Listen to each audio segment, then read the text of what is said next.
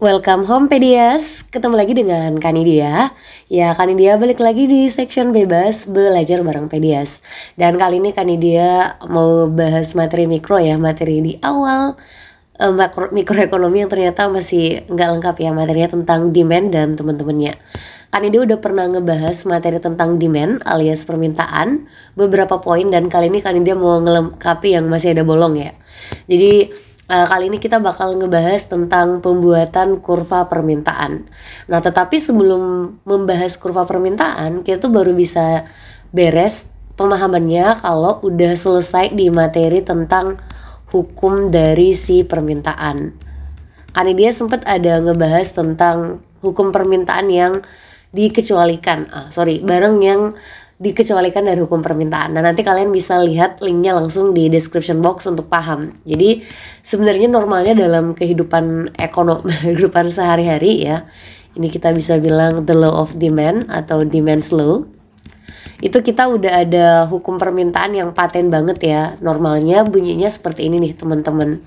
Apa bunyi hukum permintaan, Kak? Bunyi hukum permintaan bilangnya, jika harga suatu barang naik, ya, harga suatu barang atau jasa naik, maka seharusnya jumlah barang yang diminta, ya, jumlah permintaannya itu, jumlah yang diminta itu akan turun. Dan ini jika harga barang naiknya kurang naik kelupaan, sorry. Jika harga barang naik, jumlah yang diminta akan turun. Dan ini masuk akal kan kalau misalnya kalian beli jajanan di sekolah atau di kampus, terus kalian tahu bahwa harganya bakal naik, kalian pasti akan normalnya akan mengurangi belanja kalian ya. Kalian bakal merasa, loh kok tambah mahal, aduh kurangi belanjanya deh, kayak gitu. Jadi ini adalah hukum permintaan. Kalau dalam penyimbolan, harga itu selalu disebut dengan simbol P ya, dari kata price bahasa Inggrisnya, karena kita punya habit membuat singkatan dari huruf pertama bahasa Inggris. Lalu kalau jumlah yang diminta dari kata quantity, maka nanti disingkatnya dengan huruf Q. Nah, jadi kalau mau dibuat simbol kan dia bisa bikinnya kayak gini. Jika P-nya naik, maka Q-nya itu bakal turun, kayak gitu. Dengan catatan bahwa hukum ini itu baru berlaku jika kondisi yang terjadi adalah ceteris paribus. Nah, jadi hukum ini atau kondisi ini tuh baru terjadi kalau misalnya ceteris paribus. Apaan tuh, Kak, maksud dari ceteris paribus? Maksud dari ceteris paribus, ini apakah kan dia ngejelasinnya terlalu cepet ya? Ceteris paribus itu artinya adalah hal-hal lain selain harga barang itu sendiri, barang itu sendiri dianggap konstan atau nggak berubah ya, dianggap konstan atau dalam bahasa lain disebutnya dianggap tetap. Nah, jadi supaya kita bisa memahami maksudnya, kan dia akan kasih komparasi dua kasus ya. Kondisi pertama adalah kita ambil apa ya contohnya, harga coki-coki dong. Ya, kita ngambil coki-coki harganya kayak gini ya. Jadi di kondisi pertama, kan dia kasih komparasi dulu. Kondisi pertama, harga coki-coki naik. Dan yang terjadi adalah uang jajan kalian tetap. Jadi uang jajan kalian tetap, sementara harga coki-coki di sekolah kalian mahal, tambah mahal. Nah, menurut kalian bakal membuat kesimpulan apa nih dari kasus ini? Tambah beli banyak coki-coki sama aja atau diturunin? Ya, normalnya kita akan bilang, kan harga coki-coki semakin mahal ya, Kak, sementara uang jajan saya tetap. Nah, ini akan membuat kita mengambil keputusan, saya akan mengurangi jumlah coki-coki yang saya minta atau yang dibeli, berkurang ya. Jumlah coki-coki yang dibeli akan berkurang. Nah, ini kondisi pertama yang terjadi. Sekarang kan dia mau kasih kondisi kedua yang bisa jadi terjadi kepada kalian. Kondisi keduanya apa, Kak? Bentar, ini terlalu kecil. Kondisi keduanya ternyata kita tahu bahwa oke, harga coki-coki emang naik. Coki-coki harusnya pakai H ya. Harga coki-coki naik, tapi karena mama kalian tahu, uang jajanan anak saya tambah mahal nih, maka mama kalian kemudian bilang, oke nak, uang jajan kamu mama naikin. Jadi Kalau kemarin dikasih uang jajan 50.000, sehari naik jadi let's say kayak 80.000. Ini imbas dari karena mama kamu tahu kalau harga coki-coki mahal. Nah kira-kira dari kondisi ini tuh apa yang bakal kalian bisa simpulkan? Apakah jumlah coki-coki yang kalian beli itu bakal berkurang? Ya jawabannya jumlah coki-coki yang kalian beli bisa jadi tetap tidak akan berkurang ya. Jadi tidak akan berkurang. Kenapa? Karena kondisinya bisa jadi naik atau tetap, jadi tidak berkurang. Nah, di sini kalian bisa buat kesimpulan yang sedikit berbeda ya, teman-teman ya. Di sini itu harga coki-coki naik, terus jumlah coki-coki yang kita beli berkurang. Di kasus kedua, harga coki-coki naik, tapi jumlahnya malah tidak berkurang. Nah, kalau kita lihat, wah ada dua kondisi yang berbeda ya kak, padahal harga coki-coki sama-sama naik. Bener banget. Dan hukum permintaan itu tercermin dari kondisi pertama. Nah kalau di kondisi pertama kita itu bisa bilang bahwa yang berubah itu cuma harga coki-coki ya kak. Ya benar. Sementara uang jajan itu tetap tidak berubah. Nah uang jajan ini yang kemudian kita sebut sebagai ceteris paribus, alias faktor-faktor lain selain harga barang itu sendiri, kasusnya ini coki-coki, itu dianggap tetap. Nah, sementara kalau kasus kedua itu tidak ceteris paribus. Kenapa? Karena bukan cuma harga coki-coki yang berubah, tapi uang jajan pun berubah. Jadi faktor lain ada perubahan. Maka ini tidak ceteris paribus. Makanya nanti kondisi kedua kita bisa simpulkan dia tidak mengikuti hukum permintaan. Seperti itu ya. Jadi terlihat jelas bahwa hukum permintaan itu ada aturan mainnya. Hukum saya tuh baru berlaku kalau ceteris paribus. Jadi jangan heran kalau misalnya kalian bentar lagi udah mau lebaran ya, kak perasaan harga barang tambah mahal deh, tapi kok kita nggak mengurangi jumlah konsumsi barang itu ya? Ya karena ada kondisi lain yang berubah. Uang kita bertambah karena ada THR atau apa, atau selera kita karena kita butuh baju baru itu berubah. Jadi ada faktor lain yang berubah, tidak ceteris paribus kalau di lebaran, sehingga hukum permintaan tidak berlaku. Nah sekarang mungkin kalian mulai bertanya-tanya, yang mana sih kak yang disebut dengan faktor-faktor lain? Nah faktor-faktor lain itu sudah dijelasin kemarin di kan dia udah pernah buat videonya tentang faktor-faktor yang pengaruh permintaan. Jadi itu faktor-faktornya. Kalau dibuat dalam sebuah rumus, ini kan dia kemarin bikin singkatnya kayak gini. Permintaan, jumlah yang diminta untuk barang X itu dipengaruhi banget oleh fungsi dari harga X, harga barang komplementer, harga barang substitusi, pendapatan kalian, selera kalian, jumlah masyarakat, lalu ekspektasi harga. Nah ini adalah faktor yang paling sering kita jadikan sebagai indikator dalam menentukan apa yang mempengaruhi jumlah permintaan. Jadi kalau kasus kita yang berubah bukan cuma harga, maka tidak berlaku hukum permintaan. Oke, semoga bisa dipahami dengan baik ya penjelasan Kanidia.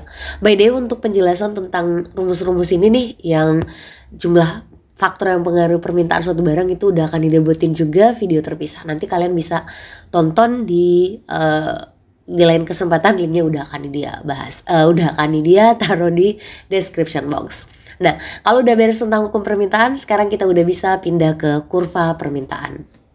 Nah setelah paham konsep dari hukum permintaan dan juga faktor-faktor yang mempengaruhi permintaan yang tadi ada banyak, kita udah bisa membuat kurva permintaan. Jadi kita mesti tahu dua hal itu ya, supaya kita nggak kehilangan arah saat memahami kurva permintaan atau demand curve ya.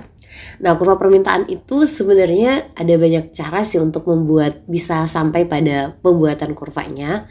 Kan dia mau ambil contoh yang paling umum aja deh digunain ya. Jadi biasanya tuh kita dikasih dalam bentuk tabel atau dalam bentuk soal cerita boleh ya. Jadi ini tabel harga, lalu ini adalah tabel jumlah yang diminta ya, itu berapa gitu ya. Jadi kita ada tabel harga dan tabel jumlah yang diminta. Katakanlah kita ambil contoh coki-coki aja. Waktu harganya 1.000 nih misalnya. Kita pengen minta coki-coki atau beli itu contohnya anggaplah 50 dalam seminggu. Terus tiba-tiba ternyata harga coki-coki naik nih. Wah jahat banget ya. Tiba-tiba jadi 1.500 aja gitu. Nah, berdasarkan dari teori hukum permintaan tadi, kalau harga suatu barang naik, maka harga atau jumlah yang diminta itu akan turun. Turunnya berapa kak? Ya nggak ada ketetapan, intinya turun. Misalnya kita sangat mencintai coki-coki, kita bisa bilang oh turunnya 45 aja. Tapi kalau kita orangnya nggak terlalu suka ya bisa jadi turun sampai 10. Jadi nggak ada aturan standar karena itu based on masing-masing preferensi orang-orang kayak gitu. Intinya tapi turun. Kalau kasusnya berbeda kak, harganya tambah murah, ya berarti jumlah yang diminta tambah naik dong, sesuai dengan hukum permintaan. Tapi tolong di highlight, ada barang-barang yang emang nggak berlaku hukum permintaan. Yang penasaran apa? Nanti kalian boleh cari ke description box, kan dia juga udah pernah buat tentang barang-barang itu. Nah dari data yang ada ini kita udah bisa menghasilkan sebuah kurva permintaan. Basic banget, kita itu kalau mau buat kurva permintaan ya seperti ini aja. Cuma yang menjadi catatan adalah sumbunya ini berbeda dengan sumbu yang biasa kita gambar kalau masih kecil dulu ya, masih SD, masih SMP yang X dan Y doang. Ini ada di ekonomi ada banyak banget kurva dan setiap kurva punya sumbu masing-masing. Khusus untuk si demand curve, kurva permintaan, di sini tuh miliknya dari Q, sementara di sini itu vertikal adalah P. Sekali lagi P itu adalah harga ya, tadi kita udah mention juga. Lalu Q itu adalah jumlah barang yang diminta. Kan dia langsung tulis kayak gini aja. Nah caranya untuk membuat kurva permintaan sangat simple, seperti cara membuat kurva permintaan yang setiap orang udah tahu. Misalnya kita di sini bilang oh titik 1000 tuh di sini, lalu kita bilang bahwa oh 50 tuh kira-kira di sini. Nah kita hubungkanlah kedua ini ya dan membentuk suatu titik. Let's say titiknya ada di sini ya. Oke, kayak gitu. Habis itu kita dikasih tahu lagi harganya jadi 1.500 ya, anggaplah di sini 1.500-nya. Terus jadi 45 ya, anggaplah di sini 45-nya ya. Kalau kalian mau bagus pakai penggaris, tapi kan dia sangat menyarankan apalagi buat anak-anak yang mau olimpiade itu nggak usah terlalu terbiasa ketergantungan dengan penggaris karena menggunakan penggaris itu lumayan takes time, emang cantik ya, jadi kalau buru-buru nggak usah. Nah kita udah punya 2 titik dan hasil dari titik ini kita udah bisa membuat kurva permintaan, walaupun ya sama teman-teman yang jago matematika ini namanya garis ya karena dia lurus kayak gini ya, jadi seperti ini. Nah, kita tarik garis yang menghubungkan antara 2 titik. Kalau misalnya ada 3 titik boleh nggak kak? Boleh, pakai banget. Intinya cukup minimal 2, mau 10 nggak masalah ya. Jadi dari 2 ini kita tarik garis dan ketemulah kurva permintaan. Biasanya ditaruh simbol D untuk memberikan informasi lebih detail. Jadi kurva permintaan seperti ini modelnya. Nah kalau misalnya ada yang nanya gimana cara mendeskripsikan kurva permintaan kak? Nah kurva permintaan itu kita bisa bilang dia itu bersifat menurun ya teman-teman, ini kelihatan. Jadi kaidah menceritakan kurvanya itu dari kiri ke kanan ya, menurun. Lalu lengkapnya lagi apa? Ya dia menurun dari kiri atas, karena ada di bagian sini ya, bagian kiri atas dulu. Menurun dari kiri atas lalu ke kanan apa teman-teman? Ya pasti ke kanan bawah. Menurun dari kiri atas ke kanan bawah. Kalau ada yang nanya ini kemiringannya apa? Ya kemiringannya atau slope-nya itu bernilai negatif karena kurvanya turun. Semua kurva yang turun pasti kemiringannya negatif. Ini juga sesuai dengan hukum permintaan yang bilang bahwa kalau harga dan jumlah yang diminta itu berbanding negatif atau berbanding terbalik, nggak searah kayak gitu. Jadi semuanya ini pasti akan ketemu di satu konsep yang sama ya kayak gitu. Nah terakhir bicara tentang kurva permintaan nggak cuma seperti ini, dia juga nanti akan ada 2 hal yang kita bisa cerita. Jadi kurva permintaan itu bisa mengalami perubahan ya guys ya. Nah perubahannya itu bisa dalam bentuk 2 kondisi ya. Kondisi yang bisa terjadi pada kurva permintaan. Kurva permintaan bisa berubah dengan cara adanya pergerakan atau bergerak ya boleh.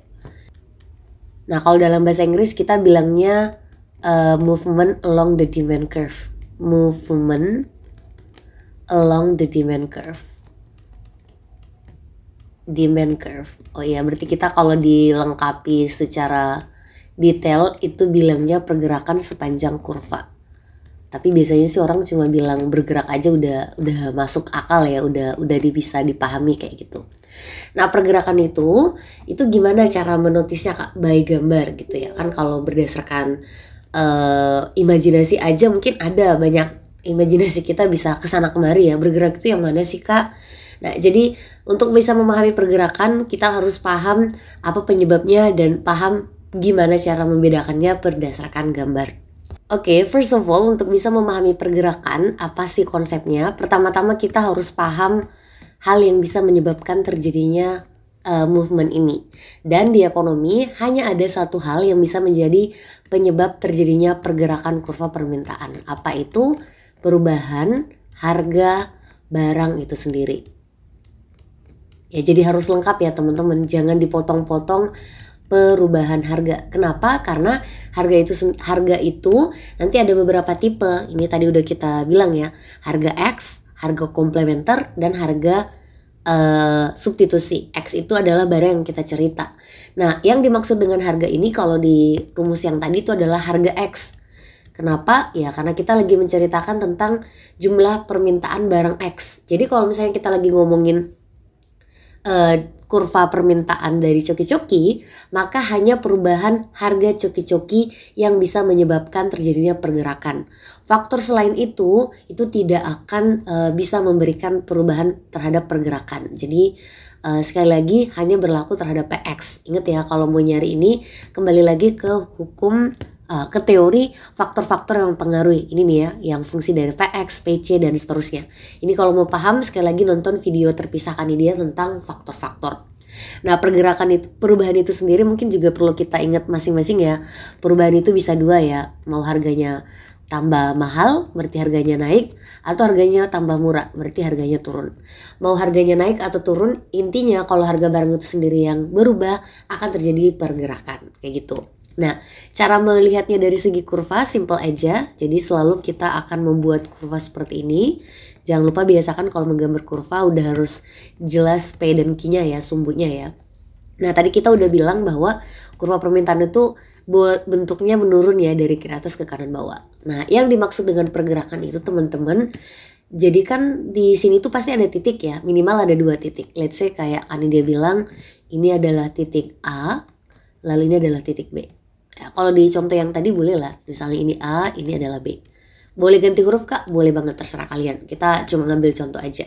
Nah, dari titik A ke B, inilah, jadi kalau misalnya perubahannya dari A ke B, kondisi inilah yang disebut dengan pergerakan. Jadi A ke B, itulah yang disebut dengan pergerakan. Dari satu titik ke titik. Ya, jadi kalau mau ingat clue dari pergerakan itu, pergerakannya cuma dari titik ke titik. Titik ke titik. Nah, kalau dari A ke B itu bisa kita buat kesimpulan saat itu harganya tambah murah atau tambah mahal kira-kira.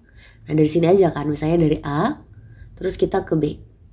Kan kita bisa bilang, oh kondisinya itu kalau dari segi harga ini ke bawah ya, dari A ke B. Berarti kalau A ke B itu terjadi kalau harga lagi turun.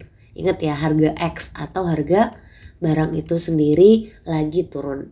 Nah, kalau B ke A boleh nggak sih Kak? Boleh banget. Berarti terjadi harga barang yang bersangkutan itu lagi naik. Intinya clue-nya adalah dia perubahannya dari titik ke titik. Kita nggak menggambar kurva baru ya. Sekali lagi ini adalah kurva demand. Kayak gitu ya. Semoga bisa dipahami.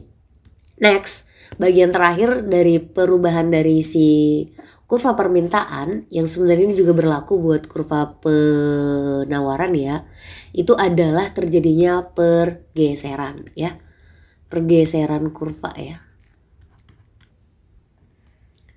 Pergeseran ya. Atau kalau dalam bahasa Inggris kita bilangnya shifting the demand curve, shifting atau pergeseran. Nah, sama caranya kalau mau belajar ini kita harus tahu apa sih penyebabnya. Nah, penyebab dari terjadinya pergeseran kurva permintaan itu di ekonomi adalah terjadinya faktor-faktor selain harga itu sendiri. Selain harga barang itu sendiri. Jadi tadi kalau harga barang itu sendiri kita sebutnya PX ya. Oke, kan dia tulis ulang lagi rumus dari kurva faktor yang mempengaruhi permintaan ya, biar kita nggak salah lagi. Jadi permintaan untuk barang X, jumlah yang diminta untuk barang X itu dipengaruhi oleh harga X. Lalu harga barang komplementer, harga barang substitusi, pendapatan, selera, populasi, jumlah penduduk, dan ekspektasi. Mungkin ada faktor lain tapi ini yang paling sering diceritain ya. Sekali lagi harus paham sampai di sini dulu tentang teorinya. Nah, kalau misalnya soalnya dikatakan bahwa yang berubah adalah PX, kita bakal bilang, oh ini akan menyebabkan terjadinya pergerakan, bergerak. Tapi kalau yang terjadi adalah kondisinya yang berubah itu mulai dari PC sampai E, terserah salah satunya, ini akan menyebabkan terjadinya pergeseran. Ya, jadi beda penyebab, beda akibat dalam ekonomi. Gitu ya. Nah, misalnya kita contoh aja nih. Ternyata yang terjadi itu harga barang X-nya harga barang X-nya sama aja, tapi pendapatan naik. Nah, itu gimana? Jadi, misalnya kasusnya adalah PX tetap, yang lain juga tetap, tapi Y-nya yang mengalami peningkatan. Nah, kalau kayak gini kita bakal bilang fix dia mengalami pergeseran. Nah, cuma pergeseran itu ternyata ada dua kemungkinan teman-teman. Jadi, kita bisa menggeser kurva permintaan ke dalam dua kondisi yang berbeda. Kondisinya kita tulis dulu sumbunya, selalu biasakan seperti itu. Lalu kita buat kurva permintaan, misalnya seperti ini. Ini adalah D1 karena dia bilang. Lalu ternyata kalau bergeser itu seperti ini teman-teman. Karena dia buat lagi, ini karena dia sebut D2. Atau di kondisi yang lain karena dia buat lagi, ini adalah D1. Terus kita punya kurva yang lain. Lurus ya, seperti ini. Ini adalah D3. Oke, terlihat perbedaannya ya. Jadi kalau dari D1 ke D2, di pergeserannya seperti ini tuh kita bisa bilang dia bergeser kemana teman-teman? Ke kiri atau ke kanan? Ya, bergeser ke kanan. Ya dong, kanan ya. Nah, berarti kalau dari D1 ke D3 itu kemana?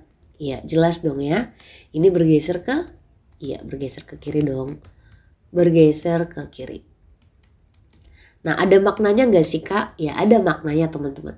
Kalau misalnya dia bergeser ke kanan, kita bakal bilang bahwa demand kita atau permintaan kita itu sedang mengalami peningkatan, demand naik. Sementara kalau bergeser ke kiri, demand kita bakal turun. Ya, kayak gitu. Nah, kalau misalnya soalnya seperti ini gimana Kak? Kalau PX naik, Y-nya naik, PX tetap, Y-nya naik, kita bakal bilang bahwa kalau semakin banyak uang harusnya belanja kita semakin tinggi dong. Nah, kalau semakin banyak uang kita, penghasilan kita, maka akan terjadi perubahan dalam bentuk apa? Ya, pergeseran ke kanan ya. Jadi seperti itu. Kalian bisa latihan lagi dengan banyak melatih apa saja perubahan faktor-faktor dan gimana efeknya terhadap permintaan, lalu buat analisisnya terhadap pergeseran kurva. Ya, karena takutnya kepanjangan, mungkin Kanida cukupkan sampai sini. Kalau masih ada yang gak jelas, boleh drop komennya di bawah aja. Dalam bentuk pertanyaan ya, boleh atau apa aja. Oke, thank you udah nonton. Semoga sehat selalu dan selalu bersyukur. Alhamdulillah. Sampai jumpa di video Kanida yang lain. Assalamualaikum.